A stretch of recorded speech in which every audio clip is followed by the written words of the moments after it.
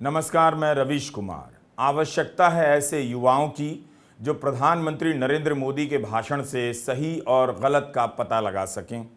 यह आवश्यकता मुझे नहीं, देश को है। इसलिए क्योंकि प्रधानमंत्री नरेंद्र मोदी ने 2.25 घंटे से अधिक समय तक भाषण दिया है। इस भाषण में मणिपुर कितना था, जो था वो कितना सही था, विपक्ष को घेरने के लिए जिन तथ्यों और घटनाओं का उल्लेख किया गया उनमें कितनी बातें सही हैं, कितनी झूठ हैं और कितनी आधी अधूरी हैं, इनका पता लगाना ज़रूरी है।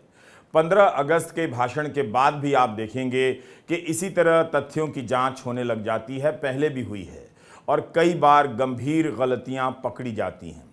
इन्हें देखते हुए अब एक नया डिपार्टमेंट बना देने का वक्त आ गया है, जिसका काम होगा प्रधानमंत्री के भाषणों की कॉपी जांच करना।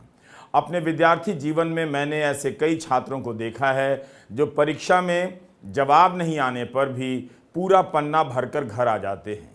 अंग्रेजी अखबार टेलीग्राफ ने प्रधानमंत्री के भाषण के अगले दिन जिस तरह से खबर बनाई है, उसे पत्रकारिता की कक्षा में पढ़ाया जाना चाहिए। छात्रों को बहस करनी चाहिए कि प्रधानमंत्री के भाषण में सवाल का जवाब था या नहीं, या जवाब के नाम पर पूरा पन्ना भर दिया गया था, जिसे टेलीग्राफ ने ब्ला ब्ला ब्ला से संबोधित किया है, जिसके लिए हिंदी में सही भाषण का केंद्रीय भाव क्या था। क्यों वे कभी 60 के दशक में चले जाते हैं तो कभी 80 के दशक में, अपने कार्यकाल के दशक में नहीं जाते हैं कि उनके रहते मणिपुर की हालत क्यों खराब हुई। क्या यही कारण है कि टेलीग्राफ को समझ नहीं आया? कहीं ऐसा तो नहीं कि बाकी संपादकों को भी वही समझ में आया जो टेलीग्राफ को आया, मगर वे टेलीग्राफ की तरह कहने की स्थिति में नहीं हैं। नौकरी खतरे में न पड़ जाए, इसलिए प्रधानमंत्री के भाषण के गुण गाओ और अपनी अपनी नौकरी बचाओ। टेलीग्राफ ने जिस तरह से पहली खबर बनाई है, उससे साफ है कि यह कहने का प्रयास किया गया है कि प्रधानमंत्री ने इतनी देर तक बोला है, सब बोला है, लेकिन क्या बोला, इसलिए ब्ला ब्ला ब्ला से पन्ना भर दिया है। तो आप पाठकों को भी इस तरह के भाषण पर ऐसी ही कॉपी पढ़ने को मिलेगी। आप ही तय कीजिए कि टेलीग्राफ की यह कॉपी प्रधानमंत्री के भाषण का प्रतिबिंब है, रिफ्लेक्शन है या कैरिकेचर है। हम आज के वीडियो में प्रधानमंत्री के भाषण का विश्लेषण करेंगे। 10 अगस्त को मुंबई में होने के कारण नहीं कर सका था और अब दिल्ली लौट आया हूं। जब राहुल गांधी का भाषण हो रहा था, तब उसके बाद स्मृति ईरानी आई और उन्होंने कहा कि भारत माता की हत्या की बात हो रही थी। कांग्रेस के नेता हंस रहे थे, तालियां बजा रहे थे। आज राहुल गांधी ने प्रेस कॉन्फ्रेंस की है और कहा कि प्रधानमंत्री का भाषण सुनकर नहीं लगा कि भारत के प्रधानमंत्री बोल रहे हैं। वे हंस रहे थे और मजाक उड़ा रहे थे। कल प्रधानमंत्री जी ने पार्लियामेंट में 2 घंटे 13 मिनट भाषण किया। उसमें अंत में 2 मिनट उन्होंने मणिपुर की बात की। मणिपुर में महीनों से आग लगी हुई है, लोग मारे जा रहे हैं, बलात्कार हो रहा है, बच्चों को मारा जा रहा है। और अगर आपने देखा होगा कल, तो प्रधानमंत्री हंस हंस के बोल रहे थे, मुस्कुरा रहे थे, जोक्स क्रैक कर रहे थे, हंस रहे थे। ये उनको शोभा नहीं देता है। हिंदुस्तान का प्रधानमंत्री, अगर इस देश में हिंसा हो रही है, दर्द हो रहा है, हिंदुस्तान के प्रधानमंत्री को 2 घंटे मजाक नहीं उड़ाना चाहिए। विषय कांग्रेस नहीं था, विषय मैं नहीं था, विषय मणिपुर है। मणिपुर में क्या हो रहा है और उसको एकदम क्यों नहीं रोका जा रहा है, ये विषय है। मैं आपको अपना एक्सपीरियंस देता हूं, जो मैंने शायद अभी तक बोला नहीं, शायद पहले बोल देना था। मैं अब तकरीबन 19 साल से राजनीति में हूं और मैं हर स्टेट में गया हूं। बाढ़ आए, तूफान आए, सुनामी आई थी, हिंसा होती है, हम जाते हैं। 19 साल के एक्सपीरियंस में जो मैंने मणिपुर में देखा और सुना, वो मैंने कभी पहले नहीं सुना था। मैंने पार्लियामेंट में बोला कि प्रधानमंत्री जी ने, अमित शाह जी ने भारत माता की हत्या की है, मणिपुर में भारत को खत्म कर दिया है। मैंने ऐसे नहीं बोला था, ये खोखले शब्द नहीं है। अब आप सोचिए, प्रधानमंत्री नरेंद्र मोदी अपने हर भाषण में क्यों याद दिलाते हैं कि कांग्रेस के दौर में विपक्ष की सरकारें गिराई गई? यह क्यों नहीं बताते कि उनके 10 साल में यह सब बंद कर दिया गया है? उनके समय में वही सब क्यों चल रहा है जो पहले चला करता था? आप पूछिए। आप सभी दर्शकों की आंखों के सामने इस 10 साल में विपक्ष की कितनी सरकारें गिरा दी गई हैं। राष्ट्रपति शासन लगा दिया गया, जिसे सुप्रीम कोर्ट ने अवैध कहा। चुनी हुई सरकारें गिरा दी गईं, दल बदल कराया गया। इसके बाद भी प्रधानमंत्री नरेंद्र मोदी कांग्रेस के दौर की याद दिलाते हैं कि उस समय सरकारों को गिराया जाता था। आप जब हिंदी के अखबार पढ़ेंगे तो प्रधानमंत्री के बयान की यह लाइन जहां जहां छपी होगी, वहां वहां यह तथ्य नहीं दिया जाएगा कि 9 साल में बीजेपी ने 9 बार सरकारें गिराई हैं। यह तथ्य लोकसभा में सुप्रिया सुले ने दिया था। वैसे आप महाराष्ट्र, मध्य प्रदेश, अरुणाचल प्रदेश, उत्तराखंड और कर्नाटक में सरकार गिराने के खेल को ही याद कर लीजिए, इतना काफ़ी है। भारत में वैसे ही 2047 तक अमृतकाल चल रहा है, लेकिन प्रधानमंत्री ने एक ऐसे कालखंड की बात कर दी है जिसका असर अगले 1000 साल तक दिखने वाला है।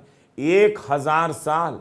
इस तरह से अपने भाषण को अवतारी रूप देते हुए प्रधानमंत्री कितनी आसानी से राजनेता की जगह खुद को भविष्य वक्ता के रूप में पेश कर देते हैं, बहुतों को पता भी नहीं चलता है। अमृतकाल के नाम पर 100 साल क्या कम थे, इसलिए 1000 साल की भविष्यवाणी कर दी गई है। बस यही नहीं बता सके कि मणिपुर में 100 दिन में क्या हुआ, क्यों हुआ और अगले कितने दिनों में वहां शांति बहाल होगी। 1000 साल तक असर रहेगा, ऐसा काम हो रहा है। ऐसे पत्रकारों की कमी नहीं जो प्रधानमंत्री की जुबान से यह बात सुनकर उन्हें जल्दी ही महापुरुष की जगह दिव्य पुरुष या अलौकिक पुरुष लिखने लग जाएंगे। और मैं इन शब्दों को भी बड़े विश्वास से कहना चाहता हूं कि ये कालखंड जो घड़ेगा उसका प्रभाव इस देश पर आने वाले 1000 साल तक रहने वाला है। 140 करोड़ देशवासियों का पुरुषार्थ इस कालखंड में अपने पराक्रम से, अपने पुरुषार्थ से, अपनी शक्ति से, अपने सामर्थ्य से जो करेगा वो आने वाले 1000 साल की मजबूत नींव रखने वाला है। और इसलिए इस कालखंड में हम सबका बहुत बड़ा दायित्व है, बहुत बड़ी जिम्मेवारी है। और ऐसे समय हम सबका एक ही फोकस होना चाहिए, देश का विकास, देश के लोगों के सपनों को पूरा करने का संकल्प और उस संकल्प को सिद्धि तक ले जाने के लिए जी जान से जुट जाना, यही समय की मांग है। आर्टिफिशियल टेक्नोलॉजी के दौर में कहना बहुत मुश्किल है कि दुनिया कितनी तेजी से बदलने जा रही है। आज जिन चीज़ों पर हमने निवेश किया है, कल वो चीज़ें कितनी तेजी से बेकार हो जाएंगी। दुनिया यह सब जानने में लगी है। हमारे प्रधानमंत्री देश को बता रहे हैं कि हम एक ऐसे कालखंड से गुजर रहे हैं जिसका असर 1000 साल रहने वाला है। उनके भाषण में अतीत के किस्से जितने उलझे होते हैं, ध्यान से सुनिए, उनके भाषण में अतीत के किस्से जितने उलझे होते हैं, भविष्य भी उतना ही अदृश्य नजर आता है।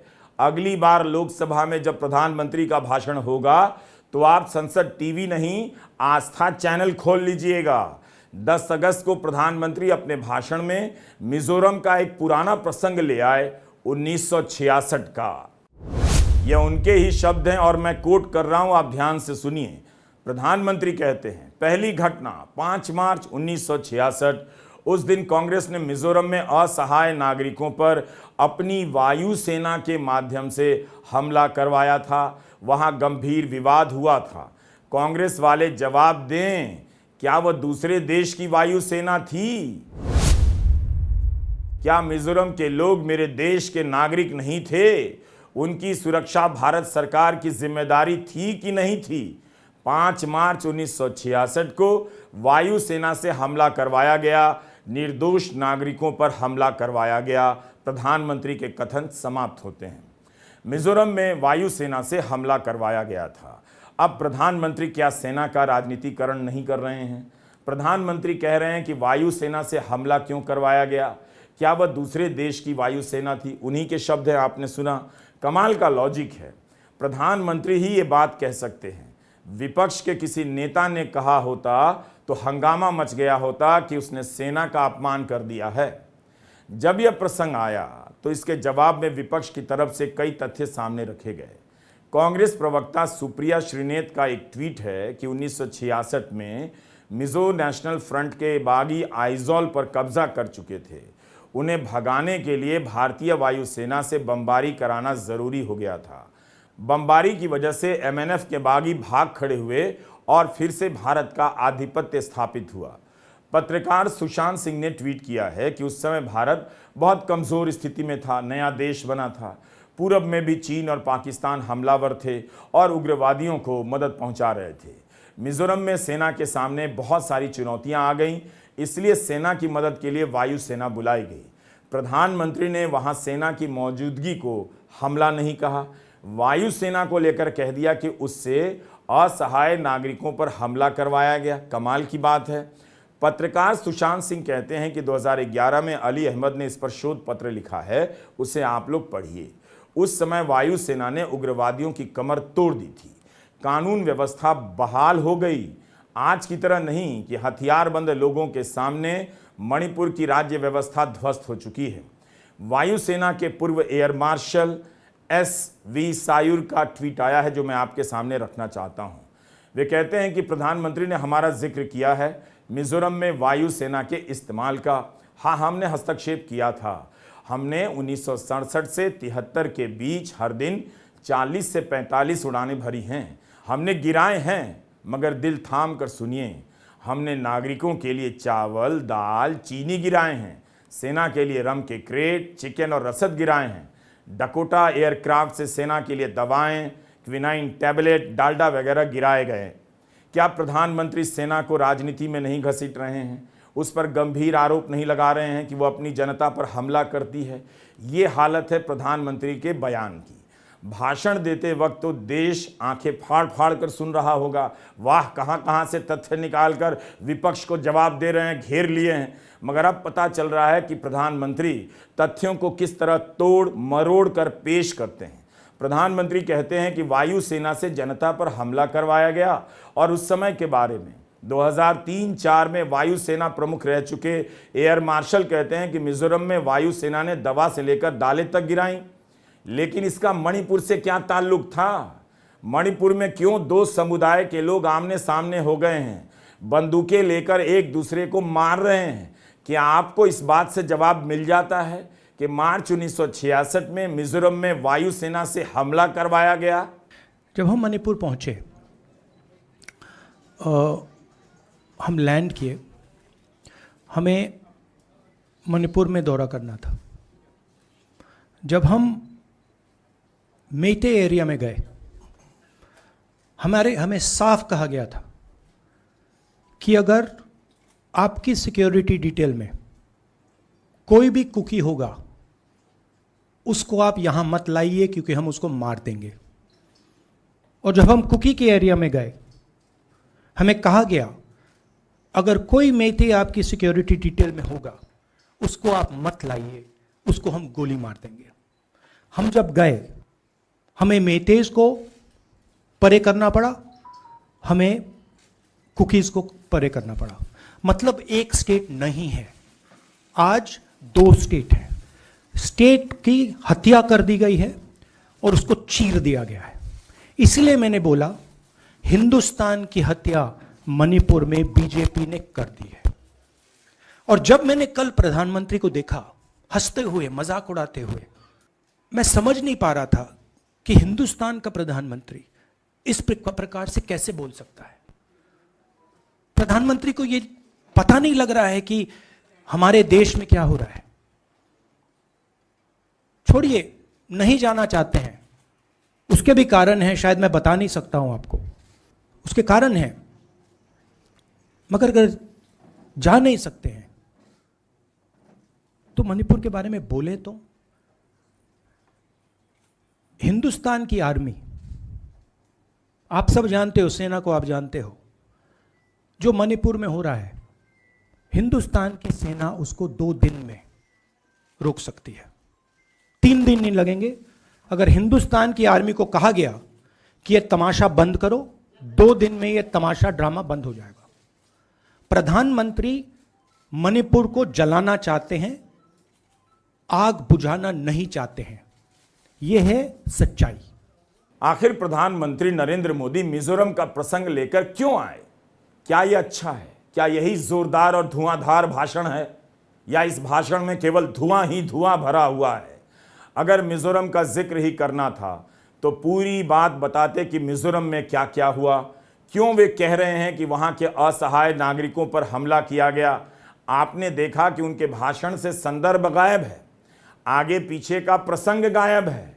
बस ये है कि हमला हुआ और अधूरे और झूठे तथ्यों के साथ विपक्ष पर हमला कर दिया गया और हेडलाइनें बना दी गईं। लेकिन मोदी जी, आज आपने एक बहुत बड़ी गलती की।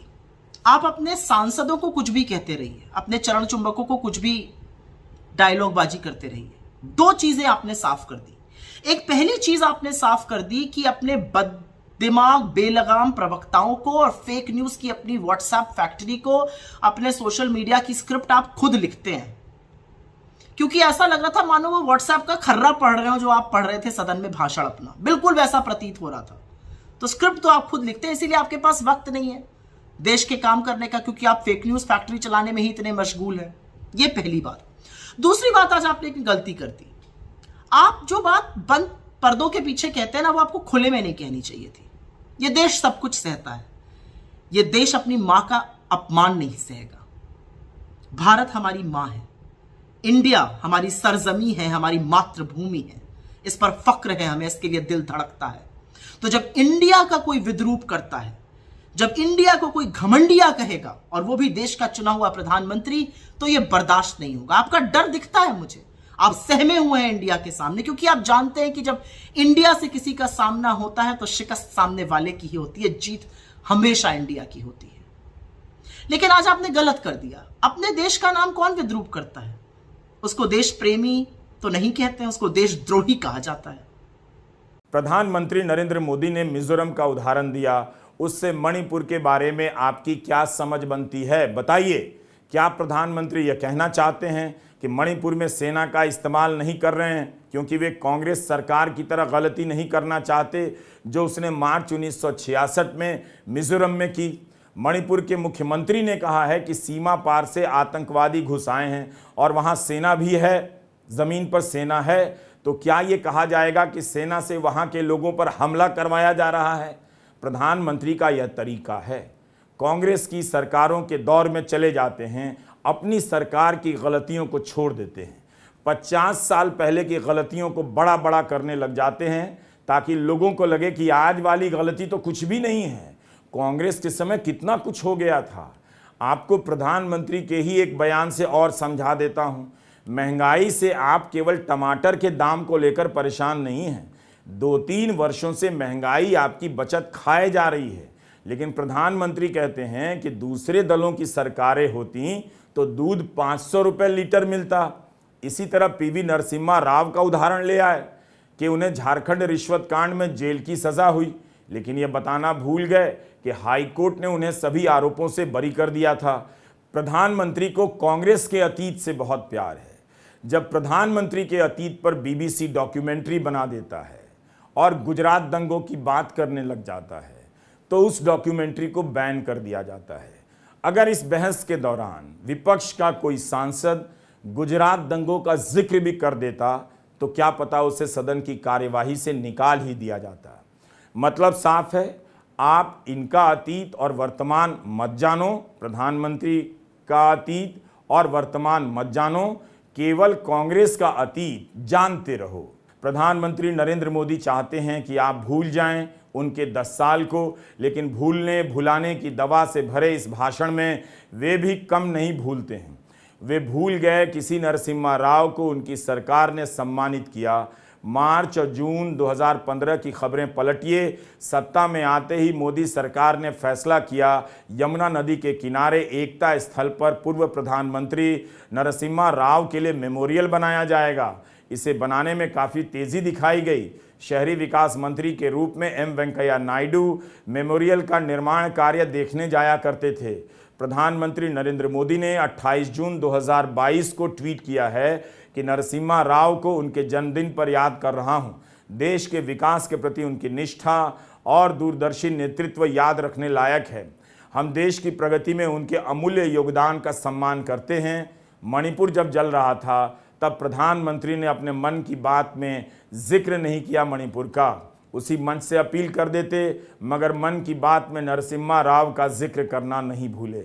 सोचिए, इसी जून के मन की बात में प्रधानमंत्री नरसिम्हा राव का बखान करते हैं।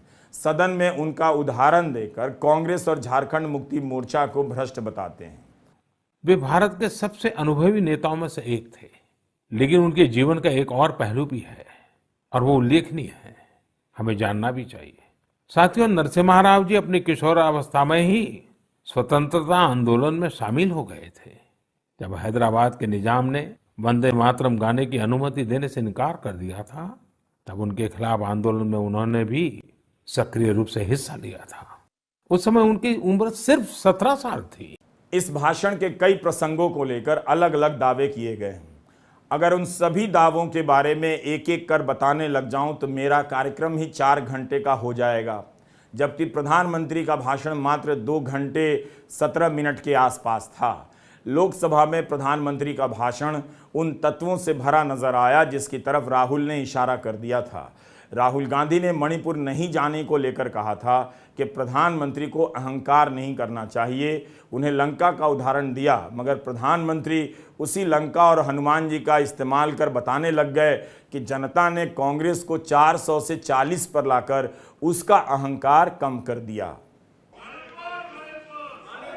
लंका हनुमान ने नहीं जलाई, लंका हनुमान ने नहीं जलाई, उनके घमंड ने जलाई। और ये बिल्कुल सच है। आप देखिए, जनता जनार्दन भी भगवान राम के रूप की है, जनता जनार्दन भी भगवान राम के रूप की है, और इसलिए 400 से 40 हो गए। हनुमान ने लंका नहीं जलाई, घमंड ने जलाई, और इसलिए 440 हो गए, 400 से 40 हो गए। रावण 2 लोगों की सुनता था, रावण 2 लोगों की सुनता था, मेघनाथ और कुंभकर्ण।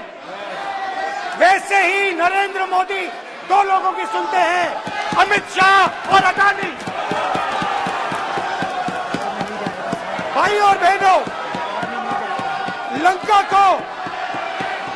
को हनुमान ने नहीं जलाया था, लंका को रावण के अहंकार ने जलाया था। प्लीज माननीय सदस्य, आप संयमित बोले। आप ये सदन है, आप तरीके से बोलिए। माननीय राम ने रावण को नहीं मारा था, रावण के अहंकार ने रावण को मारा था। आप पूरे देश में केरोसिन फेंक रहे हो, पूरे देश में आप केरोसिन फेंक रहे हो। आपने मणिपुर में केरोसिन फेंकी, अपनी चिंगारी लगा दी। अब आप हरियाणा में कर रहे हो, पूरे देश को आप जलाने में लगे हो।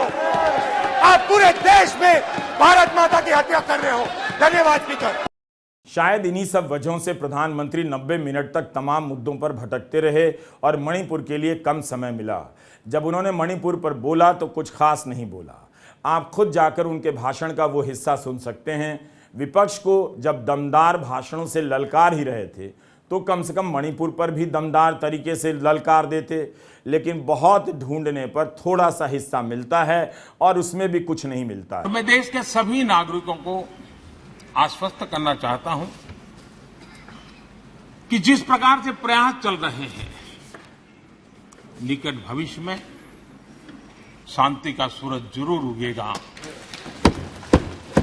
मणिपुर फिर एक बार नए आत्मविश्वास के साथ आगे बढ़ेगा। मैं मणिपुर के लोगों से भी आग्रहपूर्वक कहना चाहता हूं, वहां की माताओं, बहनों, बेटियों से कहना चाहता हूं, देश आपके साथ है, ये सदन आपके साथ है। हम सब मिलकर के, कोई यहां हो या ना हो, हम सब मिलकर के इस चुनौती का समाधान निकालेंगे। वहां फिर से शांति की स्थापना होगी। मैं मणिपुर के लोगों को विश्वास दिलाता हूं कि मणिपुर फिर विकास की राह पर तेज गति से आगे बढ़े, उसमें कोई प्रयासों में कोई कसर नहीं रहेगी। वैसे आप खुद भी मणिपुर पर प्रधानमंत्री का भाषण सुनिए और फैसला कीजिए। जब 100 मिनट तक मणिपुर का जिक्र ही नहीं आया तो विपक्ष के सांसद सदन से बाहर चले गए। बहस का संदर्भ वैसे मणिपुर था और उनके इस भाषण की तारीफ करने के लिए कॉलम लिखने वाले तरह तरह की दलीलों का आविष्कार कर रहे हैं कि किसी तरह उन्हें दिव्य पुरुष और महापुरुष साबित कर दिया जाए। After 21 days, the Prime Minister of India, Modi, had to be compelled, had to be dragged by a no confidence motion moved by the India Alliance. That's the only way he had to come to Parliament. He's avoided Rajya Sabha for 21 days. Today, his first entry to the Lok Sabha. For the first 90 minutes of his speech, not a whiff about Manipur. 4 minutes on Manipur. What did the India Alliance do? All the parties walk out.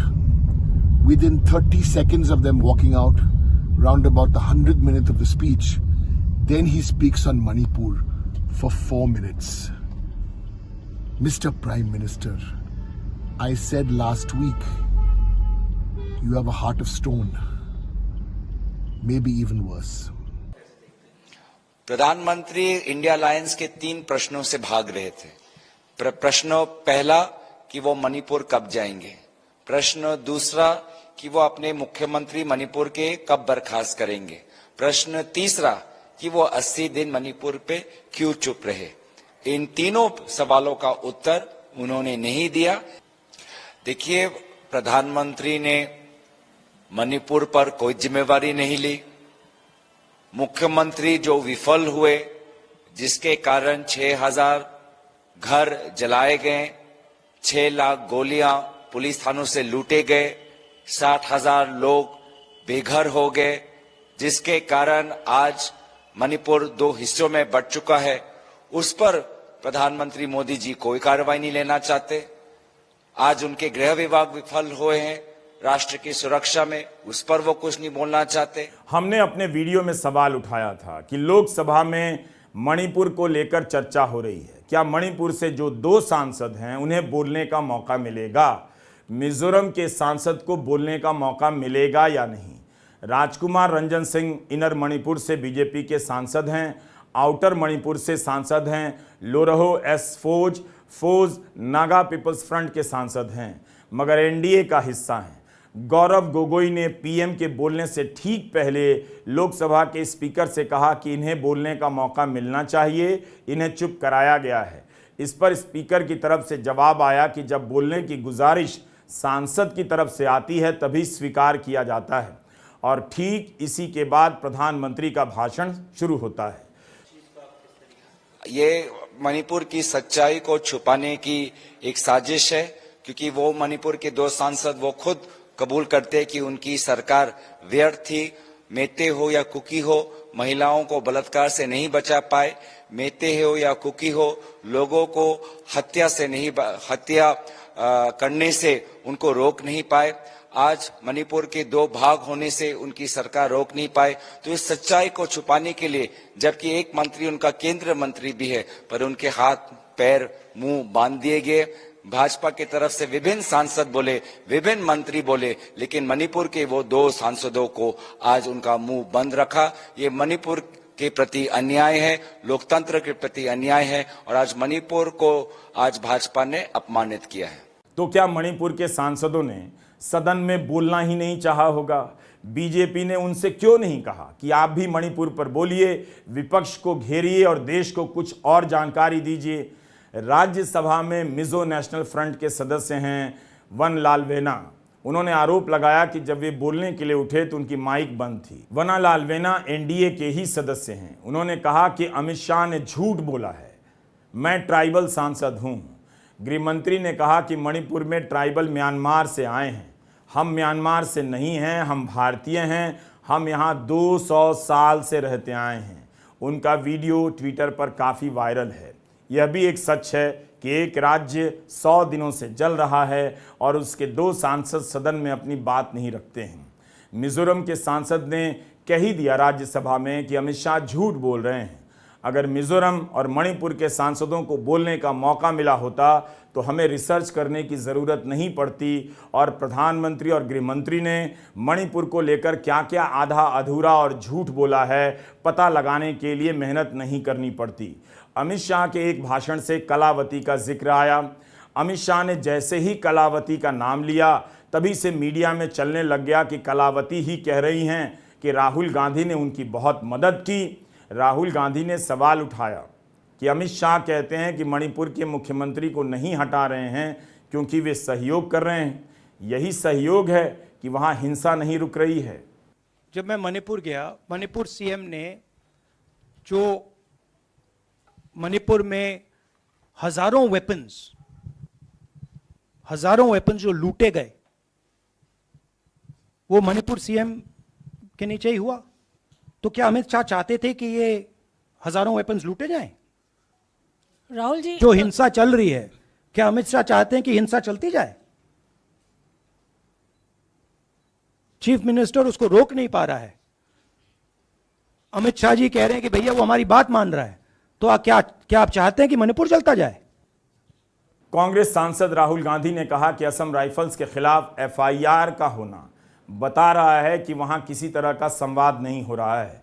गृह मंत्री अमित शाह ने अपने भाषण में कहा कि उनकी सरकार ने यूएपीए का राजनीतिक इस्तेमाल नहीं किया है। इस धारा के सहारे कितने लोग कितने महीनों तक जेल में बंद कर दिए गए। अगर उसी पर रिसर्च कर वीडियो बनाऊं तो लाल बहादुर शास्त्री से लेकर नरेंद्र मोदी तक के लंबे भाषण का रिकॉर्ड टूट जाएगा। मगर गृहमंत्री कह रहे हैं कि हमने यूएपीए का राजनीतिक इस्तेमाल नहीं किया। यह जून 2021 का इंडियन एक्सप्रेस है। दिल्ली हाईकोर्ट ने कहा है कि आतंकवाद की परिभाषा इतनी व्यापक नहीं हो सकती कि आप साधारण अपराधों को भी इसमें शामिल कर दें। यह कहते हुए दिल्ली हाईकोर्ट ने देवांगना कालिता, नताशा नरवाल और आसिफ इकबाल को जमानत दे दी। आतंकवाद की परिभाषा को व्यापक कर स्टेट ने साधारण लोगों को आतंकवाद को रोकने की धारा यूएपीए के तहत बंद कर दिया। यह पहली बार था जब कोर्ट ने यूएपीए के गलत इस्तेमाल पर सवाल उठाया। कहा कि जिन लोगों को उनके सामने लाया गया है उनके अपराध आतंकवाद की कैटेगरी में नहीं आते हैं। अमित शाह अपना उदाहरण चुनते हैं प्रधानमंत्री नरेंद्र मोदी की तरह।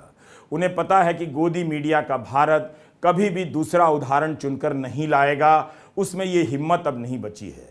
जिस देश का मीडिया गुलामी का जीवन जीता हो, गुलामी की भाषा बोलता हो, उस देश में सत्ता पक्ष का हर भाषण हमेशा ही शानदार होगा, दमदार होगा और वजनदार होगा। ये होना ही है, वरना गोदी मीडिया का दम निकाल दिया जाएगा। अमित शाह ने कैसे कह दिया कि एक भी केस में राजनीतिक इस्तेमाल नहीं हुआ है? अभी चंद रोज पहले सुप्रीम कोर्ट के जस्टिस अनिरुद्ध बोस, जस्टिस सुधांशु धूलिया की पीठ ने जो कहा, 5 साल बीत चुके हैं और बेल के लिए ये पर्याप्त केस है। हम मानते हैं कि आरोप गंभीर हैं, लेकिन सिर्फ इस कारण उनकी बेल नहीं रोकी जा सकती है। 5 साल के लिए जेल में अंडर ट्रायल के तौर पर नहीं रखा जा सकता है। क्या ये राजनीतिक इस्तेमाल नहीं है अमित शाह जी? 5 साल तक बिना किसी ठोस सबूत के आप किसी को जेल में रखते हैं। सामाजिक कार्यकर्ताओं के अलावा लड़कियों पर यूएपीए की धाराएं लगाई गईं ताकि भारत की लड़कियों का हौसला हमेशा के लिए टूट जाए। वे नागरिक बनकर गलत का विरोध करने घर से बाहर ना आएं। जब वे राज्य की हिंसा पर सवाल करती हैं तो इसी दौर में, नरेंद्र मोदी के दौर में, उन्हें यूएपीए की धाराओं में बंद किया गया, किसी पर एनएसए भी लगाए गए। क्या आपने यह सब होते नहीं देखा? यह और बात है कि धर्म के नशे में देखने वाले लोग अधर्मी हो चुके हैं। उन्होंने गलत और झूठ का हिसाब रखना और सवाल पूछना छोड़ दिया है। लेकिन इसका मतलब यह नहीं कि दुनिया से सच का जनाजा उठ गया है। मणिपुर पर बहस हो रही थी। कई पत्रकार यह कहकर सरकार की तरफ से नंबर बढ़वा रहे थे कि राहुल गांधी का भाषण बहुत खराब था। प्रधानमंत्री का भाषण इन पत्रकारों के लिए एक अवसर होता है, वाहवाही हासिल करने का, वाहवाही करने का, कि उनके जैसा, प्रधानमंत्री के जैसा बोलने वाला कोई नहीं। वे प्रधानमंत्री के भाषणों से सच और झूठ का पता नहीं लगा सकते, इसकी इजाज़त नहीं होगी, इसलिए ताली बजाने लग जाते हैं। प्रधानमंत्री के भाषण से इतनी बड़ी गलती निकल जाए, सेना पर खुद ही सवाल करने लग जाएं, इस तरह से राजनीति करने लग जाएं और पत्रकार चुप रह जाएं। आप खुद सोचिए, राहुल गांधी का भाषण क्यों अच्छा होना था, क्यों होना चाहिए था? क्या यह उनका इम्तहान था? भाषण तो अच्छा और सच्चा प्रधानमंत्री का होना चाहिए था। आप खुद तय करें कि क्या प्रधानमंत्री के भाषण में ये दोनों ही तत्व थे। नमस्कार, मैं रवीश कुमार।